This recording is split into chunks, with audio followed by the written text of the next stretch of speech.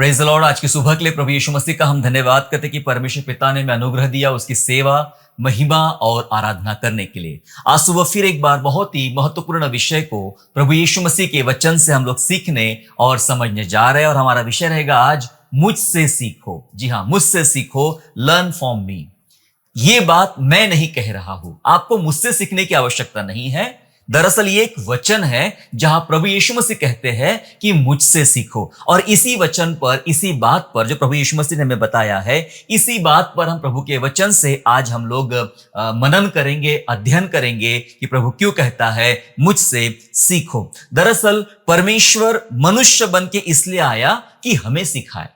जी हाँ, परमेश्वर मनुष्य बन के इसलिए आया कि वो हमें सिखाए कि इंसान बन के जीना कैसा होता है, इंसान बन के अपने कार्यों में, अपने परिस्थिति में, अपने इस जीवन में किस प्रकार से जीना होता है, चाहे परिवार में हो, चाहे बाहर हो, चाहे अपने जीवन में हो, किस प्रकार जीना होता है। ये सारी बातें सिखाने के लिए परमेश्वर मनुष्य बन के इस धरती पर आया और हमें सिखाने लगा और हमें उसने सिखाया। पवित्र शास्त्र इस बात का गवाह है कि उसने हमें सिखाया है और आज वो चाहता है कि हम उससे सीखें। बाइबल का एक बहुत ही प्रसिद्ध वचन इस प्रकार से है, मेरे साथ निकालेंगे मत्ती का सुसमाचार अध्याय 11 और वचन 29 में हम लोग पढ़ेंगे। मैथ्यू चैप्टर 11 एंड वर्स 29, जहां लिखा है, मेरा जुआ अपने ऊपर उठा लो और मुझसे सीखो, क्योंकि मैं नम्र और मन में दीन हूं और तुम अपने मन में विश्राम पाओगे। प्रभु कहता है कि मेरा जुआ अपने ऊपर उठा लो और मुझसे सीखो। Learn from me, learn from me, मुझसे सीखो, मुझसे सीखो, ऐसा परमेश्वर का वचन कहता है। मुझसे सीखो। प्रभु कह रहा है कि अगर तुम्हें कुछ सीखना है इस जीवन में, मसीही जीवन में, इन संसारिक जीवन में, अगर आपको आगे बढ़ना है, अगर तुम्हें कुछ सीखना है, तो बाइबल कह रही है मुझसे सीखो। दो बातें और प्रभु यीशु ने वहां पर किया है। लिखा है कि मेरा जुआ अपने ऊपर उठा लो। ये जुआ क्या है? आपने देखा जो बैलगाड़ी में बैल के गर्दन के ऊपर जो आड़ी लकड़ी रखी जाती है उसे जुआ कहा जाता है, और वही एक चीज ऐसी है जिसके द्वारा उस पूरी गाड़ी को कंट्रोल किया जाता है और खींचा जाता है। प्यारो, प्रभु यीशु मसीह कह रहे कि मेरा जुआ अपने ऊपर उठा लो। इसका मतलब यह है कि मेरी जैसी अधीनता, मेरे जैसी अधीनता और मेरे जैसा बोझ तुम ले लो। इसका मतलब यह है, ले लो। फिर उसके बाद लिखा है तब तुम अपने मन में विश्राम पाओगे। विश्राम पाओगे मतलब ऐसा करने से ही तुम्हें शांति मिलेगी। दरअसल यीशु प्रभु क्या सिखाना चाह रहे हैं? यहां पे सिखाना चाह रहे हैं कि मेरा जुआ अपने ऊपर उठा लो और मुझसे सीखो। मतलब मेरे जैसी अधीनता, जैसा मैं पिता की अधीनता में हूं, जैसा मैं परमेश्वर की अधीनता में होकर काम करता हूं, जैसा मैं परमेश्वर को प्रसन्न करता हूं, और जैसा मेरे पास बोझ है, मेरे जैसा बोझ तुम ले लो। वो बोझ लेकर पृथ्वी पर आया, वो दर्शन लेकर पृथ्वी पर आया। उसके पास इस मानव जाति के लिए, पृथ्वी के लिए दर्शन था, बोझ था, वो बोझ लेकर आया, वो पिता की अधीनता में आया। तो प्रभु यीशु कह रहे कि मेरा जुआ अपने ऊपर उठा लो, मतलब मेरे जैसी अधीनता रखो और मेरा जैसा बोझ या मेरे जैसा दर्शन आप ले लो, तो तुम अपने मन में विश्राम पाओगे। मतलब ऐसा करने से तुम्हें शांति मिलेगी। आज हम सभी लोग इस दुनिया में परेशानी से गुजर रहे हैं, चिंताओं से गुजर रहे हैं, समस्याओं से गुजर रहे हैं, और हम यहां वहां भटक रहे हैं। आजकल बहुत ज्ञान बंट रहा है। अगर आप सोशल मीडिया पर बात करें तो बहुत ज्ञान बंट रहा है। ये कर लीजिए, वो कर लीजिए, आपके बाल सफेद है तो काले, ऐसा करने से काले हो जाएंगे, आप मोटे हो तो पतले हो जाएंगे, ऐसी निराशा चल रही है, ये चल रहा है। बहुत ज्ञान सारी दुनिया में बंट रहा है, लेकिन उस ज्ञान से दरअसल कोई लाभ नहीं होता है।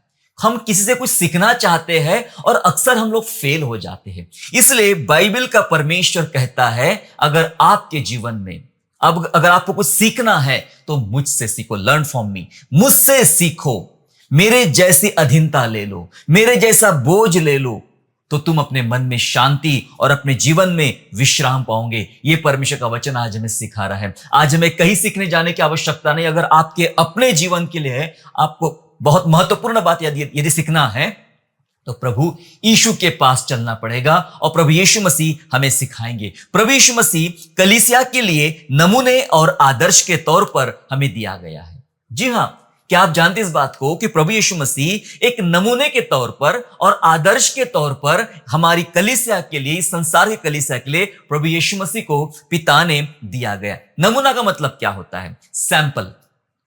जब हम बाजार में जाते हैं, चावल खरीदने जाते हैं और एक चावल की बोरी, जो बड़ी बैग है 50 किलो के आसपास, उसके अंदर चावल रखा गया है, चावल की बैग है, और जब हम खरीदते हो पूरी पैक है, हमें नहीं पता उसके अंदर कैसा होगा, तो दुकानदार हमें एक सैंपल दिखाता है, उस बोरी में से 10-15 दाने निकालता है, हम अपने हाथ में लेते हैं और चेक करते हैं कि ये कैसा है। इन 10-15 दानों से डिसाइड कर लेते हैं कि अंदर का चावल ऐसा ऐसा है। वो सैंपल पूरी बोरी में 50 किलो यदि आसपास उसके अंदर है, पूरी बोरी का प्रतिनिधित्व करता है कि सैंपल ऐसा है तो अंदर जो माल रखा है वो भी ऐसा होगा। इसे कहते हैं नमूना। प्रभु यीशु मसीह हमारे लिए एक नमूने के तौर पे दिया गया है। नमूना, जैसा वो है वैसा परमेश्वर है, वैसी उसके हाथों के द्वारा बनाई गई कलीसिया है। हालेलुया। तुम उसको देखो। बाइबल सिखाती है कि जिसने प्रभु यीशु को देखा उसने पिता को देखा, उसने स्वर्ग को देखा। हालेलुया। प्रभु यीशु नमूना है। नमूना का मतलब दूसरा यह भी होता है कि जिसका अनुसरण हमें करना है। यस, हम किसी को अपना आदर्श मानते हैं।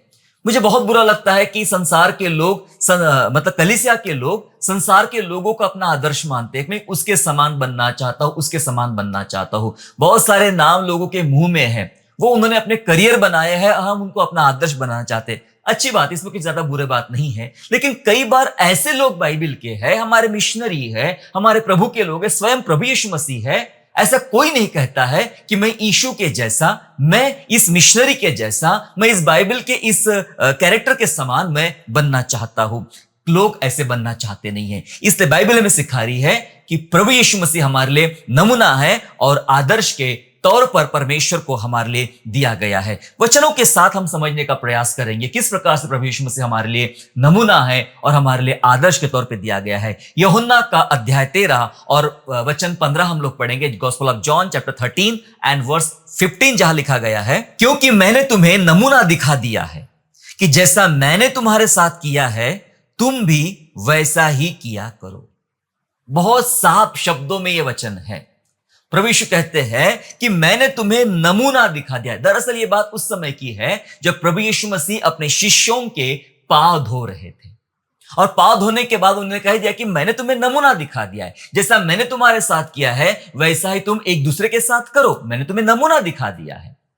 कई बार इस वचन को हम सिर्फ गुड फ्राइडे के दौरान, उस मौनी गुरुवार के दौरान हम पांव धोने की प्रक्रिया को, या फिर जो कुछ कलीसिया में हमने परंपराएं बना के रखी है, उस बात में लागू करते, लेकिन पूरे साल भर शायद इस वचन को हम याद करते हैं। पूरे साल भर इस वचन पर हम चर्चा भी नहीं करते हैं, बात भी नहीं करते हैं, इसका अनुसरण नहीं करते हैं। क्या प्रभु यीशु मसीह ने कोई पर्टिकुलर इवेंट पर, पर्टिकुलर डे के लिए ही यह वचन उसने कहा था? बिल्कुल भी नहीं। उसने कहा मैंने तुम्हें नमूना दिखा दिया। यीशु मसीह कलीसिया के लिए नमूना है। पांव धोने का मतलब यह क्या है? यहां पर प्रभु यीशु मसीह एक नमूने के तौर पर बता रहे हैं कि जैसा मैंने तेरे साथ किया, तुम्हारे साथ किया। हम जानते हैं कि परमेश्वर ने कलीसिया के साथ क्या किया। सिर्फ पांव धोया, गुरु बनकर वह दास बन गया। सिर्फ इतना ही नहीं, इसके अलावा बहुत सारी बातें हैं जो प्रभु यीशु मसीह ने हमारे लिए किया।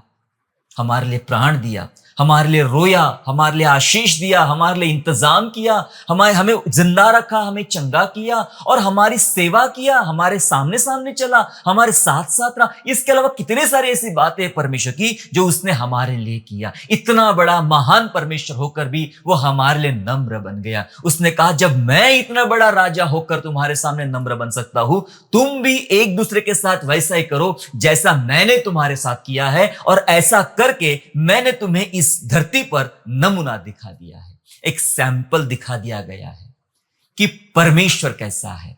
एक सैंपल दिखा दिया गया हमें कि एक सेवक कैसा होता है। एक सैंपल दिखा दिया है हमें कि एक मसीही व्यक्ति, एक विश्वास करने वाला व्यक्ति कैसा होता है। दिखा दिया है, तुम भी वैसा करो। जी हां, प्रभु यीशु मसीह हमारे लिए नमूने के तौर पर है। किसी से नहीं सीखना है हमें। मैं कितने भी लोगों को जानता हूं जिनकी गवाहियां शुरुआत में बहुत अच्छी थी, बहुत ही अच्छी गवाहियां उन लोगों की थी, और धीरे धीरे करके उनकी गवाहियां बिगड़ गई। समय गया और वे खुद बिगड़ गए। प्यारो, हम अब उनको अपना आदर्श नहीं मान सकते हैं। कईयों की गवाहियां सोशल मीडिया पर चलती रहती है, वो 10 साल हो गया, 5 साल हो गया, 25 साल हो गया, वो ऐसा हुआ था। लेकिन आज जांचने की आवश्यकता है, क्या आज भी वो गवाही वैसी की वैसी है जैसा आज से 25 साल पहले थी उस व्यक्ति की गवाही। कभी कभी हम उस बात पर विश्वास करते, लेकिन आज का जीवन उसका बदल गया। तो इसलिए इंसानों की गवाहियों पर हम कितना विश्वास करें, कल शायद हमें इससे धोखा मिलेगा। हमें किसी इंसान को अपना नमूना बनाते हैं, उस पर कितना भरोसा करें, उससे हमें धोखा ही मिलेगा। बाइबल सिखाती है प्रभु यीशु से कोई धोखा नहीं मिलेगा। प्रभु यीशु मसीह हमारे लिए नमूना है। जैसा उसने किया अगर हम करेंगे तो निश्चय वह आशीष का जीवन और वह सिद्धता का जीवन हम लोग पाएंगे। एक वचन ऐसा कहता है, पहला पत्रस उसका 2 अध्याय और वचन 21, first Peter chapter 2 and 21 verse ऐसा कहता है, और तुम इसी के लिए बुलाए भी गए हो, क्योंकि मसीह भी तुम्हारे लिए दुख उठाकर तुम्हें एक आदर्श दे गया कि तुम भी उसके चिन्ह पर चलो। हालेलुया। प्रभु यीशु तुम्हें एक आदर्श दे गया। आदर्श है वो हमारा, तुम्हें आदर्श दे गया, तुम्हारे लिए दुख उठाया, तुम्हें एक आदर्श दिया। क्यों? कि तुम भी उसके चिन्ह पर चलो, उसका अनुसरण करो। कलीसिया के लिए दिया गया प्रभु यीशु मसीह कि हम उसके पीछे पीछे चले, जैसा वो करता है वैसा हम भी करें, वैसा हम भी करें। वो हमारे लिए आदर्श है, वो हमारे लिए एक नमूने के तौर पे हमारे लिए दिया है। जीवन में बहुत बार हम बहुत सारे परेशानियों से गुजरते हैं, बहुत सारी बातों से गुजरते हैं और यहां वहां भटकते और फिर फेल हो जाते हैं। उसका कारण यह है कि कभी भी हमारी नजरें प्रभु यीशु पर नहीं जाती है। मैंने अच्छे अच्छे धर्मियों को देखा, जब संकट उनके जीवन में आते हैं, जब पीड़ाएं उनके जीवन में आती है, तो वो उस समय संसार का और शरीर का ही सहारा लेते हैं। पलटकर देखते नहीं है कि इस माहौल में, ऐसी परिस्थिति में मेरे प्रभु यीशु मसीह ने क्या किया था। मुझे उससे सीखना, क्योंकि हमने ऑलरेडी पढ़ चुके हैं मत्ती 11:29 में कि मुझसे सीखो। सीखना है प्रभु से। आज हम कलीसिया में बैठे हैं, हमें सीखना है प्रभु से। बाइबल खोल के क्या पढ़ रहे हो? कोई राजा रानी की कहानी उसके अंदर नहीं है। हम उससे सीखने के लिए बाइबल पढ़ रहे हैं। हमें किसी बचाव के लिए बाइबल नहीं पढ़ना है, हमें प्रभु से सीखने के लिए बाइबल पढ़ना है। हम मंडली में जा रहे हैं, हम फेलोशिप में जा रहे हैं, संगति में जा रहे हैं, सिर्फ गाना गाने के लिए नहीं। आज मेरा पार्ट है, मुझे वर्शिप लीड करना है, आज मेरा पार्ट है, मुझे संदेश देना है, आज मेरा पार्ट है आराधना करना है, इसलिए मैं जा रहा हूं। नहीं, मुझे प्रभु से सीखने जाना है। बाइबल पढ़े तो प्रभु से सीखने के लिए, चर्च जाओ तो प्रभु से सीखने के लिए, संगति करो तो प्रभु से सीखने के लिए। हमें प्रभु से ही सीखना है। यदि हम वैसा नहीं करोगे तो आप ये समझ नहीं पाओगे कि जब आपके जीवन में कुछ विशेष प्रकार की परिस्थिति निर्माण हो जाएगी, उस समय क्या करना चाहिए। प्रभु यीशु मसीह हमारे जैसे हर एक परिस्थिति से गुजरा है, हर एक हालातों से गुजरा है, और उसने वहां वह एक्शन लिया जो जरूरी था। और जो आज हमारे लिए बहुत बड़ी सीख है कि ऐसे हालात, ऐसी परिस्थितियां जब हमारे साथ गुजरती है तो हमने कौन सा एक्शन लेना चाहिए, हमने कौन सी प्रतिक्रिया देना चाहिए। अगर कहीं जाके सीखना है तो हमारे उद्धारकर्ता मसीह यीशु से हमें सीखना है। आइए हम सीखते हैं। 3 महत्वपूर्ण बातें को मैं आज आपके सम्मुख रखना चाहता हूं। हालांकि बहुत सारी बातें हैं, लेकिन ये वो बातें जो इसके अंदर बहुत सारी बातें सम्मिलित हो जाती है। इसलिए इन बातों को आइए हम सीखेंगे और जानेंगे कि जीवन में कौन सी महत्वपूर्ण बातें हमें प्रभु से सीखना चाहिए। इस 3 बातों पर आइए हम सीखते हैं और मनन करते हैं। पहली बात जो हम सीखने जा रहे हैं, और पहली बात है अत्याचार पर सहनशीलता। अत्याचार पर सहनशीलता। ये जो संदेश है या ये जो विषय है, ये प्रभु यीशु मसीह ने हमें सिखाया है कि अत्याचार पर सहनशीलता दिखाना कैसा होता है, अत्याचार पर सहनशील बने रहना कैसा होता है। अक्सर हमारे जीवनों में बहुत विभिन्न प्रकार के अत्याचार से हम गुजरते हैं। बहुत अत्याचार, कई बार परिवारों के भीतर अत्याचार है, परिवार के बाहर अत्याचार है, कलीसिया पर अत्याचार है, हमारे विश्वास पर अत्याचार है, हमारे जीवन पर, कामों पर अत्याचार होते हैं। और वहां हम समय समय पर अपने हिसाब से, अपने तरीके से हम अपनी प्रतिक्रिया उसके ऊपर देते रहते हैं। पर आइए सीखते हैं जो प्रभु यीशु ने सिखाया हमें कि अत्याचार पर सहनशीलता क्या होती है। देखिए यशायाह नबी की पुस्तक में अध्याय 53 और वचन 7 में ऐसा लिखा गया है, आइज़ाया 53 एंड वर्स 7, जहां लिखा है, वह सताया गया तो भी वह सहता रहा और अपना मुंह न खोला। जिस प्रकार भेड़ वध होने के समय वह भेड़ी ऊन कतरने के समय चुपचाप शांत रहती है, वैसे ही उसने भी अपना मुंह ना खोला। यह प्रभु यीशु मसीह के विषय में एक भविष्यवाणी है यशायाह नबी की पुस्तक में। सताया गया, वह सताया गया और उसने क्या किया? विरोध किया सताव का।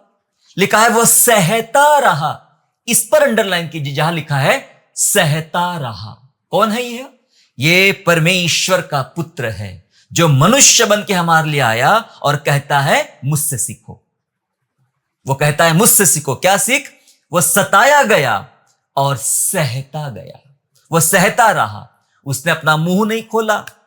जैसे भेड़ वध होने के समय या भेड़ी ऊन कतरने के समय चुपचाप रहती, उन्हें पता ही नहीं तो होने क्या वाला यहां पे, या होने वाला क्या है, ये भेड़ को और उस भेड़ी को पता ही नहीं चलता है और चुपचाप रहती और बलि दी जाती। बोले यहां लिखा है वो चुपचाप रहा और उसने अपना मुंह ना खोला। बाइबल सिखा रही है अत्याचार पर प्रभु यीशु मसीह ने सहनशीलता दर्शाई। लिखा है वह सहता रहा।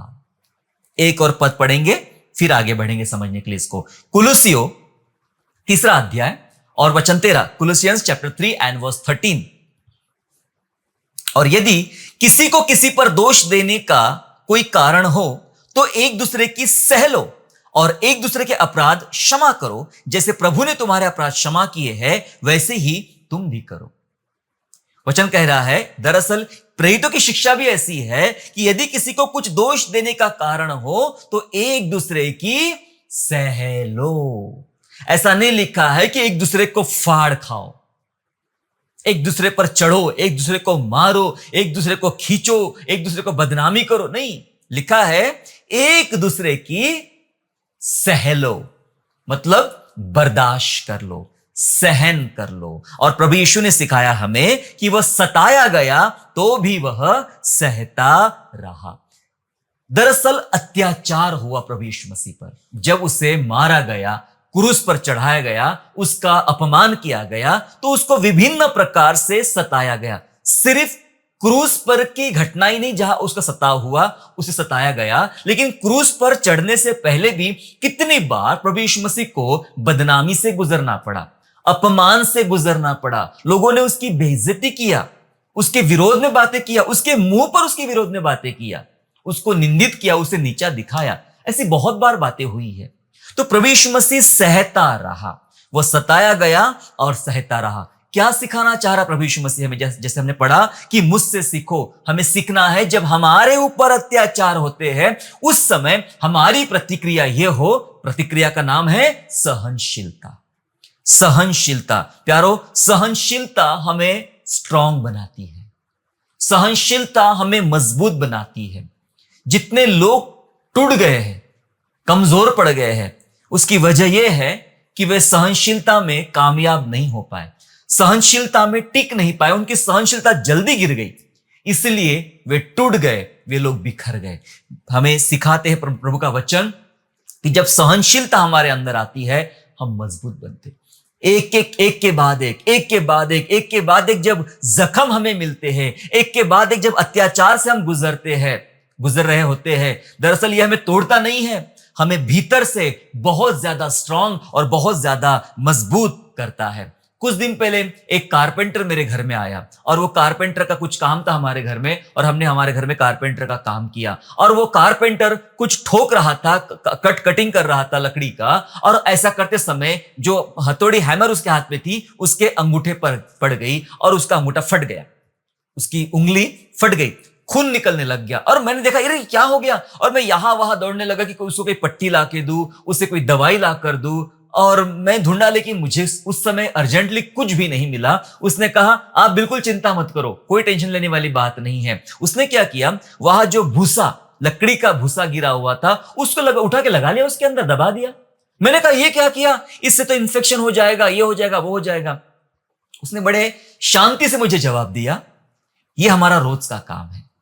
ये पहली बार नहीं हुआ है, ऐसा रोज कुछ ना कुछ होते रहता है। और कहां हम दवाइयों के चक्कर में भागेंगे।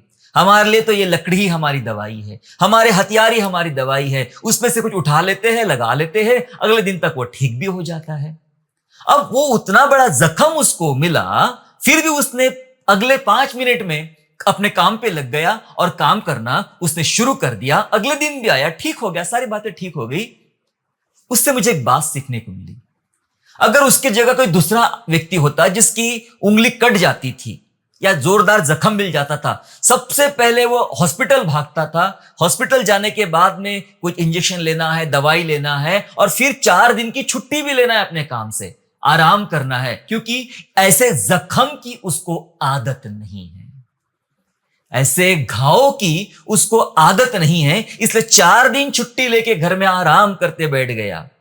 लेकिन जिस व्यक्ति को इन जख्मों की आदत है, उसने उस जख्म का इलाज वही ढूंढ निकाला, जख्म को पट्टी बांधी और आगे बढ़ गया। वो कारपेंटर ये बात मुझे सिखा के गया कि सहनशीलता हमें स्ट्रांग बनाती है, सहनशीलता हमें मजबूत बनाती है। परमेश्वर का पुत्र जो मनुष्य का पुत्र बनकर हमारे बीच में आया, उसने वही किया। उसने सहनशीलता को सीखा, उसने सहनशील बना रहा।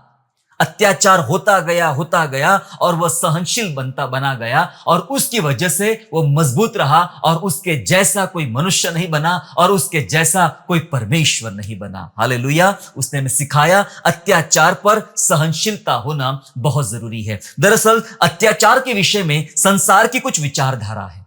संसार की विचारधारा है कि अत्याचार करने वाला अगर अपराधी है तो अत्याचार सहन करने वाला भी दोषी है, ऐसा संसार कहता है। थोड़ा बाइबल पढ़िए, थोड़ा इस वचन को पढ़िए। या लिखा है वह उसे सताया गया, मतलब अत्याचार किया गया, अत्याचार करने वाले दोषी है, बराबर है। और लिखा है वह सहता रहा, मतलब वो भी दोषी है। प्रभु यीशु में दोषी है, वो सहता रहा तो क्या दोषी है? वो क्रूस पर मर रहा था तो क्या वो दोषी है? हमेशा संसार की कहावत सही नहीं होती है, संसार की बातें सही नहीं होती है। लोग कहते हैं अत्याचार करने वाला जितना दोषी है उतना ही अत्याचार सहन करने वाला भी दोषी है, इसलिए उसने उठ जाना चाहिए और अत्याचार का प्रतिकार करना चाहिए और सामना करना चाहिए। कुछ हालातों में, कुछ परिस्थितियों में वो बात शायद ठीक भी हमें लगती हो, लेकिन यदि हम बाइबल के विद्यार्थी हैं, बाइबल को ध्यान से समझते हैं, हम बाइबल की तुलना कभी भी संसार के साथ नहीं कर सकते हैं। और बाइबल हमें सिखाती है अत्याचार पर हमें सहनशीलता दिखाना होगा, सहनशील बने रहना पड़ेगा। जी हां, सहने वाला को भी परमेश्वर सम्मान करता है। पिता ने सम्मान के प्रभु यीशु मसीह को, उसने सह लिया, और जितने सहा, सहने के विषय में पूरा अध्याय लिखा है बाइबल में। इब्रानियों है ना, इब्रानियों 11 में पूरा अध्याय लिखा है। सहन करने वाले लोग हैं वो, उनका पूरा अध्याय लिखा गया है प्यारो। लेकिन इसके विरुद्ध में एक मसीही विचारधारा भी है अत्याचार के विषय में। मसीही विचारधारा खड़ी हो जाती है, किसी ने हमें धमकी दिया, किसी ने हमें चेतावनी दिया, किसी ने हमें डराया, किसी ने हमें पिटा, तो हम उसके खिलाफ उग्र खड़े हो जाते हैं। हम भी धमाका करेंगे, हम भी मारपीट करेंगे, हम भी रास्ते पे उतरेंगे, हम भी मोर्चा निकालेंगे, हम भी अदालतों में जाएंगे, हम भी ये करेंगे वो करेंगे। हम ये सब करना शुरू कर देते हैं। क्यों? हम भूल गए, ये तो लिखा है हमारे बारे में। अरे भाई, तुम सताए जाओगे, तुम्हें किसी ने बुरा बोल दिया, आपको बुरा नहीं लगना चाहिए। समझ लीजिए सारे विश्वासी, तुम्हें किसी ने बुरा बोल दिया तो तुम्हें बुरा नहीं लगना चाहिए।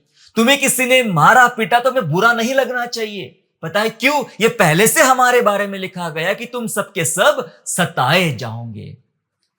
मैंने तुम्हें संसार में से चुन लिया है, वो तुम्हें नहीं जानते हैं, इस कारण उन्होंने मेरा विरोध किया है, इस कारण वे तुम्हारा भी विरोध करेंगे। लिखा है। नया क्या हो रहा है इसमें भाई?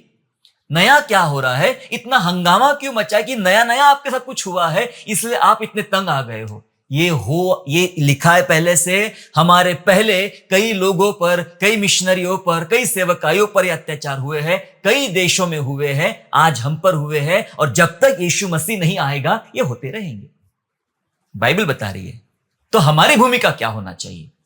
मैं बाहर क्या हो रहा है मुझे नहीं पता, मैं आपको बाइबल की बात बता रहा हूं, बाइबल की विचारधारा। क्योंकि संसार की विचारधारा बोलती है अत्याचार करने वाला भी दोषी है, अत्याचार सहन करने वाला भी दोषी है।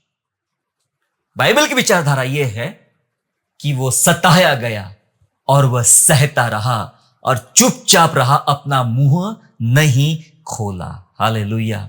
सहनशीलता बढ़ाइए, सहनशीलता अपने अंदर मांगिए परमेश्वर से। प्रभु, क्योंकि एक घाव, वो जो कारपेंटर का मैंने आपको उदाहरण बताया, जिस घड़ी उसको पहला घाव कभी मिला होगा वो भी बहुत तड़पा होगा, उसे बहुत पीड़ा हुई होंगी, लेकिन धीरे धीरे उसको वो पीड़ा सहने की आदत लग गई, वो जख्मों की आदत लगी, क्योंकि उसका रोज का काम वही है, वो आदत लग गई। और आज वो कितने भी बड़े घाव को शायद आसानी से झेल पाता है, वो उस घाव के ऊपर बड़ा स्ट्रांग है, बड़ा मजबूत है। हमें भी परमेश्वर चाहता है कि हम भी स्ट्रांग बने। पता है, यीशु की मृत्यु ने यीशु को महान बनाया।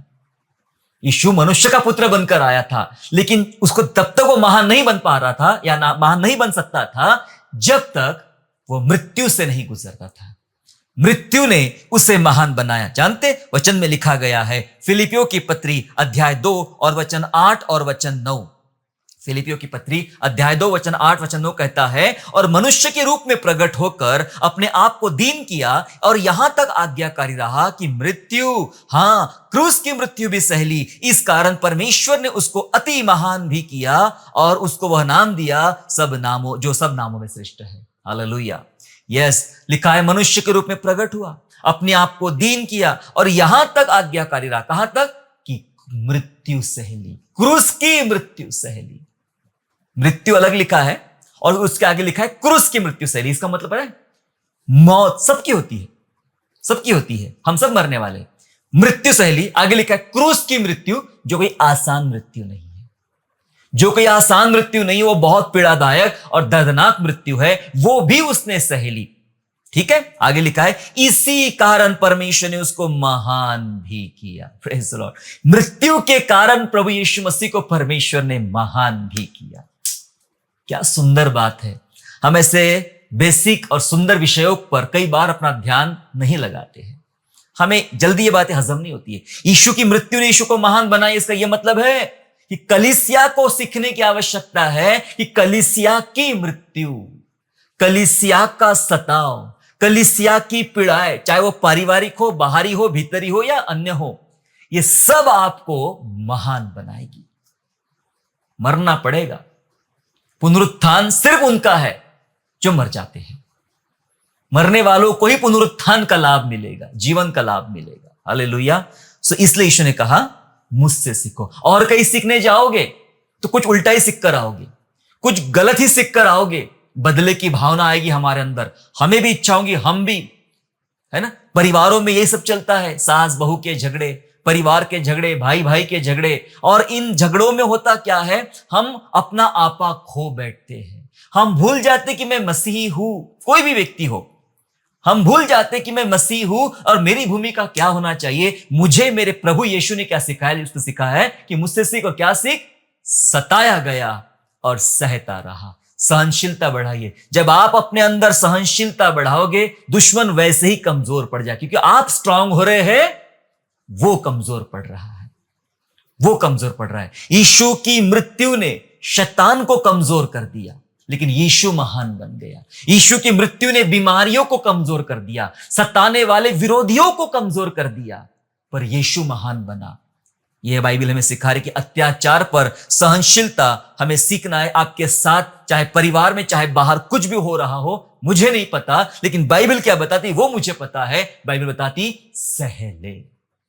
एक दूसरे पर दोष देने का भी अगर कुछ कारण हो तो कुलुस्से में लिखा है, क्या लिखा, क्या पढ़ा हमने? सह लो, बर्दाश्त कर लो। अगर आपकी बर्दाश्त की हदें नहीं बढ़ रही तो आज दुआ करें, प्रभु मेरी बर्दाश्त की हदें, मेरी सहनशीलता को मेरे अंदर बढ़ा, क्योंकि यीशु ने कहा मुझसे सीखो। दूसरी बात जो प्रभु से हमें सीखना है वो है कठिनाइयों में परमेश्वर पर निर्भरता। कठिनाइयों में परमेश्वर पर निर्भरता। हमने पहली बात सीखा अत्याचार पर सहनशीलता, दूसरी बात सीख रहे हैं कठिनाइयों में परमेश्वर पर निर्भरता। लूका रचित सुसमाचार 22वां अध्याय और 42 वचन इस प्रकार कहता है। लुक चैप्टर 22 एंड वर्स 42 लिखा है कि हे पिता, यदि तू चाहे तो इस कटोरे को मेरे पास से हटा ले, तो भी मेरी नहीं परंतु तेरी इच्छा पूरी हो। मौत का समय, गिरफ्तारी का समय चलने वाला है अब यहां पर। प्रभु यीशु मसीह को गिरफ्तार किया जाने वाला है और प्रभु यीशु मसीह इस दौरान अपनी वो शक्ति का इस्तेमाल नहीं कर रहे जो उनके पास थी। उन्होंने तो बोल दिया, मैं अभी के अभी कई स्वर्गदूतों की पलटन यहां खड़ी कर सकता हूं, मैं सब कर सकता हूं। उन्होंने अपनी शक्ति का इस्तेमाल नहीं किया। अरे जिसने मुर्दों को जिंदा किया, लंगड़ों को चलाया, अंधों को दिखाया, क्या वह इन गिरफ्तार करने वालों से बच नहीं सकता? इनको नाश नहीं कर सकता? सब कर सकता है। पर वो हमें कुछ सिखाने आया था, हमें सिखाने आया था। और दूसरी बात सिखा रहा है कि कठिनाइयों में, ये उसके लाइफ में, उसके जीवन में कठिनाई आई है, उसे गिरफ्तारी के लिए लोग निकल पड़े हैं। और उसने कहा कि प्रभु ये दुख का कटोरा, मृत्यु का कटोरा मेरे पास से हटा ले, प्रभु हटा ले। फिर भी प्रभु मेरी नहीं पर तेरी इच्छा पूरी कर। मैं इतना निर्भर हूं प्रभु आपके ऊपर में कि अगर आपको लगता है कि मैंने मरना चाहिए तो ठीक है, आपकी इच्छा पूरी करो, जैसी आपकी मर्जी, मैं तैयार हूं। मैं निर्भर हूं आपके ऊपर में। मैं अपनी शक्ति का इस्तेमाल नहीं किया, मैंने अपने वरदानों का, अपने गुणों का मैंने इस्तेमाल नहीं किया कठिनता पर विजय प्राप्त करने के लिए। कठिनता पर विजय प्राप्त करने के लिए प्रभु जी मैं आप पर, पिताजी मैं आप पर निर्भर रहा। एक और वचन ऐसा कहता है, यूहन्ना उसका 11 अध्याय 41 वचन, John gospel of John chapter 11 and 41 verse कहता है, तब उन्होंने उस पत्थर को हटाया। फिर यीशु ने आंखें उठाकर कहा, हे पिता मैं तेरा धन्यवाद करता हूं कि तूने मेरी सुन ली। हे पिता मैं तेरा धन्यवाद करता, तूने मेरी सुन ली। कब की घटना है? जब लाजर जिंदा होने वाला था, वो पत्थर हटा दिया गया। अब लाजर के लिए प्रार्थना होने वाली है और लाजर बाहर निकलने वाला है। यीशु क्या कह रहा है? दरअसल ये यीशु की सेवकाई है, यीशु की सेवकाई है। कई बार जब मैं सेवा करने वालों को देखता हूं, वो बात करते हैं, मैंने कहा ना तो निकल जा, मैंने कह दिया ना तो होना चाहिए, मैंने कह दिया ये होगा आपके लाइफ में, मैंने कह दिया आपके घर में बहुत पैसा आने वाला है। ये मैंने कह दिया क्या होता है? प्रभु यीशु मसीह लाजर को आवाज देने वाला है और उसे पता चल गया था। लाजर तो पहले ही जिंदा हो चुका था जब प्रभु यीशु आए वहां पर।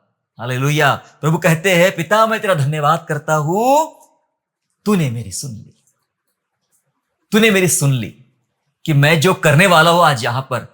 मैं तो प्रार्थना करके निकला, इसलिए लेट आया प्रभु यीशु मसीह। मैं तो प्रार्थना करके तैयारी से आया, तूने मेरी सुन ली, अब वो काम होने वाला है। सेवकाई में भी प्रभु यीशु मसीह पिता पर निर्भरता, खुद पर नहीं। कई बार हम अपने आप पे बहुत निर्भर है, मैं टैलेंटेड हूं, मैं अच्छा प्रचार करना जानता हूं, मैं अच्छा गीत गाना जानता हूं, मैं अच्छी सेवा करना जानता हूं। प्रभु यीशु ने वो नहीं किया। वो अपनी सेवकाई में पिता पर निर्भर रहे, वह मृत्यु के समय अपने पिता पर निर्भर रहे। प्रभु आपकी क्या इच्छा है? कटोरा टल जाए। हे पिता, पिता बार बार क्रूस पर थे, हे पिता तूने मुझे क्यों छोड़ दिया? आखिरी में शब्द थे प्रभु यीशु मसीह की वाणी कि हे पिता मैं अपनी आत्मा तेरे हवाले देता हूं। हर बार मृत्यु के समय पिता पर निर्भर, सेवकाई के समय पिता पर निर्भर। जब जब कठिनाई आई, प्रभु यीशु मसीह हमें प्रार्थना में दिखता है, पहाड़ों पे दिखता है। जब जब कठिनाइयां थी, उसने परमेश्वर के लिए, पिता की महिमा के लिए काम किया। प्यारो, हमें उसने सिखाया कि कठिनाइयों में परमेश्वर पर निर्भरता होना चाहिए। और निर्भरता हमें याद दिलाती है, जब हम निर्भर होते हैं परमेश्वर पर, तो निर्भरता हमें याद दिलाती है कि मैं कमजोर हूं और परमेश्वर बलवान है। हालेलुया। मैं कमजोर हूं, परमेश्वर बलवान है। जब आप प्रभु पर निर्भर होना सीख जाते हो, ये बात भी आप सीखते कि मैं कुछ नहीं कर सकता, मैं कमजोर हूं, मेरा परमेश्वर बलवान है। इसलिए हमारी दौड़ प्रार्थना के अलावा और कहीं नहीं होना चाहिए। जब जब कठिनाइयां जीवन में आए, जब जब ऐसी प्रॉब्लम जीवन में आए, भागो प्रार्थना में, प्रभु की तरफ भागो, प्रार्थना की तरफ भागो, यहां वहां मत भागो, सिर्फ प्रभु की तरफ और प्रार्थना में भागो। कठिनाइयों में परमेश्वर पर निर्भरता हमारी होना चाहिए और वहीं से हमारा जवाब आएगा, वहीं से हमारा उत्तर आएगा। हालेलुया। सो प्रभु यीशु मसीह हमें ये बात सिखा रहे हैं कि कठिनाइयों में हमारी निर्भरता हमारे परमेश्वर पर होना चाहिए। दो बातें हमने सीखा, आखिरी बात सीख के हम लोग खत्म करेंगे। तीसरी बात है आनंद के लिए पीड़ा। जी हां, तीसरी बात है आनंद पाने के लिए पीड़ा। आनंद आसानी से नहीं मिलता है, आनंद बड़ी जल्दी से नहीं मिलता है। लेकिन यदि आपको आनंद पाना है, सुखों को पाना है, तो आनंद पाने के लिए पीड़ा से गुजरना पड़ेगा। यह प्रभु यीशु ने हमें सिखाया। हम सीख रहे हैं कि मुझसे सीखो, यीशु ने कहा मुझसे सीखो। तीसरी बात हम सीख रहे हैं आनंद के लिए पीड़ा। इब्रानियों 12 और दूसरा पद ऐसा कहता है, 12 का 2 ऐसा कहता है, और विश्वास के कर्ता और सिद्ध करने वाले यीशु की ओर ताकते रहे, जिसने उस आनंद के लिए जो उसके आगे धरा था, लज्जा की कुछ चिंता न करके क्रूस का दुख सहा और सिंहासन पर परमेश्वर के दाहिने जा बैठा। हालेलुया। वचन कहता है, जिसने उस आनंद के लिए जो उसके आगे धरा था, उस आनंद के लिए जो उसके आगे धरा था, लज्जा की कुछ चिंता न करके क्रूस का दुख सहा। कोई शर्म फेस नहीं किया, मतलब शर्म महसूस नहीं किया प्रभु यीशु मसीह ने। क्यों नहीं किया? सामने आनंद खड़ा है ना। उस आनंद को पाने के लिए, आनंद को पाने के लिए क्रूस की पीड़ा उसने सह लिया। प्रभु यीशु मसीह बहुत सुंदर बात सिखा रहे हैं हमें। अगर आपको आनंद पाना है, चाहे इस संसार में चाहे स्वर्ग में, हर आनंद के पीछे पीड़ा रहेगी। हर आनंद के पीछे पीड़ा है। जिसने पीड़ा को सहन कर लिया वो आनंद पाएगा। आनंद पाना है तो पीड़ा से ही गुजरना पड़ेगा, क्योंकि जिसने पीड़ा नहीं सही उसको आनंद का मजा कभी भी नहीं आएगा। एक वचन ऐसा कहता है, यूहन्ना का 17 अध्याय और वचन 13, gospel of John chapter 17 and verse 13 लिखा है, परंतु अब मैं तेरे पास आता हूं और ये बातें जगत में कहता हूं कि वे मेरा आनंद अपने में पूरा पाए। 17वें अध्याय में प्रभु यीशु मसीह गतसमनी बाग में विशेष प्रार्थना कर रहा पिता से और कहता है, मैं कहता हूं कि वे मेरा आनंद, वे यानी कौन? प्रभु के शिष्य, कलीसिया, मेरा आनंद अपने में पूरा पाए। उनके अंदर मेरा आनंद पूरा हो जाए, वो महसूस करे आनंद को। मेरे आनंद, जो मेरा आनंद है वो उनका आनंद हो जाए। जिस बात से मुझे आनंद मिलता है वो इस बात से उनको आनंद मिले, उनमें पूरा हो जाए वो आनंद। और हमने पहले पढ़ा कि जो आनंद उसके सामने धरा था, इसलिए क्रूस की मृत्यु उसने सहन कर लिया और कुछ लज्जा नहीं किया और कोई चिंता नहीं किया और क्रूस की मृत्यु उसने सह लिया। आनंद के लिए पीड़ा, आनंद के लिए पीड़ा। प्यारो, आनंद पाने की आशा में दर्द मीठा लगता है, नहीं तो दर्द बहुत कड़वा लगता है, दर्द बहुत असहनीय होता है। लेकिन अगर आपके सामने उसके लिए आनंद रखा हो, आनंद पाने की आशा में दर्द बहुत मीठा लगता है। किसी गर्भवती स्त्री से मिलिए और उनसे पूछिए कैसा महसूस कर रहे हैं आप, तो वो कहती बहुत पीड़ाएं हो रही है, बहुत पीड़ाएं हो रही। जब बच्चा जन्म देने का समय आता है तब मिले, कहना कैसा लग रहा है आपको, तो कहेंगी हाँ मैं तो बहुत एंजॉय करी। कभी नहीं कहेगी, क्योंकि बहुत पीड़ा उसको हो रही है, बहुत पीड़ा से गुजर रहा है। पर वो पीड़ा वो जानबूझ के सह लेती है, वो पीड़ा को सहने के लिए अपनी शक्ति बढ़ाती है और वो चाहती है कि ये पीड़ा मैं सहन करूं। नॉट ओनली वो चाहती है, परिवार के सब लोग चाहते कि वो पीड़ा सहन करे। ये वजह यह है कि जो आनंद उसके सामने धरा है, क्योंकि कुछ ही क्षणों में एक सुंदर बालक या बालिका उस घर में पैदा होने वाली है और उसका चेहरा देखते हुए सारे गम भूलने वाले हैं, सारा दर्द भूलने वाले, सारी पीड़ा भूलने वाले हैं। इसलिए वो दर्द मीठा लग रहा था। सामने आनंद खड़ा था, सामने आनंद खड़ा था, होने वाला था, इसलिए वो दर्द मीठा लग रहा था। नहीं तो दर्द बहुत कड़वा लगता है। प्रभु के सामने क्या आनंद खड़ा था, जो उसने क्रूस की सजा सह लिया। कोई लज्जा की चिंता की बात नहीं कि लोग मेरे बारे में क्या कहेंगे, मेरे ऊपर ये बोर्ड लगा दिया गया, क्या कहने वाले, कुछ नहीं। आनंद था कि अब मैं पिता के दाहिनी ओर, वरन पिता की गोद में बैठूंगा, मैं वापस अपने पिता के साथ संगति करूंगा, स्वर्ग राज्य में जाऊंगा। वो आनंद था कि जिस उद्देश्य को पूरा करने के लिए मैं संसार में आया, वो उद्देश्य पूरा हो गया। पूरी मंडली एक हो गई, पूरी कलीसिया एक हो गई। वो आनंद उसके सामने था कि लोग एक हो गए। मैंने उद्धार के लहू बहा दिया, मैंने उद्धार की घोषणा कर दिया और सब बचा लिए जाएंगे। वो आनंद उसके सामने था कि जहां मैं आया हूं, अब ये सब लोग, कलीसिया मंडली स्वर्ग राज्य में प्रवेश करने वाली है। वो आनंद उसके सामने था। पिता से मिलने का आनंद था, कलीसिया को ले जाने का आनंद उसके अंदर था और उस आनंद को लेकर उसने क्रूस की मृत्यु सह लिया। प्यारो, आपके लिए, मेरे लिए परमेश्वर का वचन यही सिखा रहा है कि अगर आपको आनंद पाना है तो विभिन्न प्रकार की पीड़ाओं से गुजरना पड़ेगा। चाहे वो कंगाली की हो, हेल्थ को लेकर हो, फाइनेंशियली हो, पारिवारिक हो, कुछ भी हो, इससे गुजरना पड़ेगा आपको, तब जाके वो आनंद आपको मिलेगा। प्यारो, खुशी के द्वारा मिली हुई खुशी कुछ पल की होती है। जो लोग खुशी में जीते हैं और एक खुशी से दूसरी खुशी पैदा होती है, वो कुछ पल की होती है, लेकिन पीड़ा के द्वारा जो खुशी मिलती है वो अनंत होती है। जिसने पीड़ाएं सह सह के जो आनंद पाया है, उसका मजा ही कुछ अलग है, उसका आनंद ही कुछ अलग है और वह अनंत है। हालेलुया। आपके जीवन में अगर आपको आनंद पाना है तो पीड़ा से गुजरना पड़ेगा। आनंद के लिए पीड़ा आपको सहन करना पड़ेगा, दुख सहन करना पड़ेगा। यह सिखाया हमें प्रभु यीशु मसीह ने। बहुत कठिन बातें जरूर थी, थोड़ा सा शायद आपको समझने में भी शायद मुश्किल गया होगा, लेकिन यही सिखाया प्रभु ने हमें। इसलिए उसने कहा मुझसे सीखो। 3 बातें हमने सीखा प्रभु से। कौन सी? अत्याचार पर सहनशीलता। दूसरी बात हमने सीखा कठिनाइयों पर परमेश्वर पर निर्भरता। तीसरी बात सीखा आनंद के लिए पीड़ा। ये 3 बातें हमने सीखा और इन 3 बातों से हम प्रभु से कुछ सीख रहे हैं और उसके जैसे बनने की अपेक्षा करें, उसके जैसे बनने की हम लोग तैयारी कर रहे हैं। यदि आप चाहते हो कि मैं भी उससे सीखूं, हम सब यीशु से सीखे, आओ हम दुआ करेंगे और हम कहे प्रभु से, प्रभु मुझे भी सिखा। आइए हम लोग दुआ करेंगे। प्रभु यीशु तू मुझे अपने जैसा बना, तेरी तरह दिख सकूं, तेरी तरह चल सकूं। प्रभु यीशु तू मुझे अपने जैसा बना। प्रभु जी आपका हम धन्यवाद स्तुति करते हैं। प्रभु तो अपने जैसा हमें बना, हमें अत्याचार पर सहनशीलता सिखा। प्रभु हमें पिता परमेश्वर कठिन हालातों में, कठिन परिस्थिति में आप पर निर्भर होना सिखा प्रभु, और आनंद पाने के लिए पीड़ाओं को सहना सिखा। ईश्वर राजा प्यारे पिता परमेश्वर, ये बातें वो है जो हमारे मसीही जीवन को, आध्यात्मिक जीवन को और ज्यादा मजबूत और स्ट्रांग करते हैं।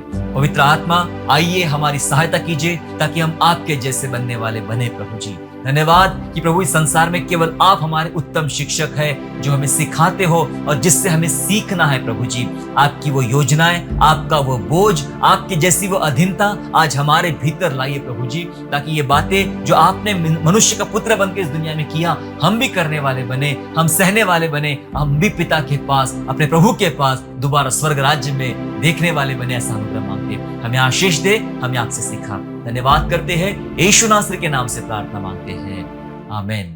आशा करता हूँ आज के संदेश के द्वारा आपने आशीष प्राप्त किया है। यदि सचमुच आपने आशीष प्राप्त किया है तो इस संदेश को दूसरों के साथ शेयर कीजिए और हमारे दूसरे भी संदेशों को सुनने के लिए हमारे चैनल को सब्सक्राइब करें और नोटिफिकेशन के लिए बेल आइकन को दबाइए। और हाँ, यीशु पर विश्वास करना ना छोड़े, वो आपको आशीषमय स्थानों की ओर आगे ले जाएगा। God bless you all.